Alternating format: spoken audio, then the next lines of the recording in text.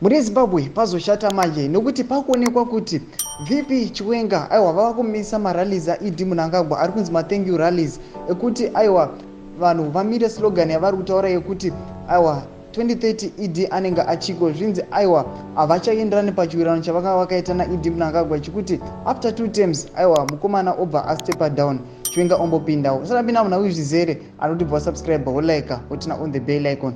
Pano pachopisa pano patokupa ma-updates ese pano paZim News Live. Tirida munawo munonzi the ruling ZANU-PF party has indefinitely postponed its planned thank you rallies across Zimbabwe amid internal strife over the events which are being viewed as an agenda to push President Mnangagwa's bid for a third term in office. Some sources within the ruling party are claiming that Mnangagwa is increasingly being pressured to hand over power to Vice President Constantino Chiwenga. They indicated that this was due to the precedent set by the November 2017 coup, during which the later former President Robert Mugabe was overthrown.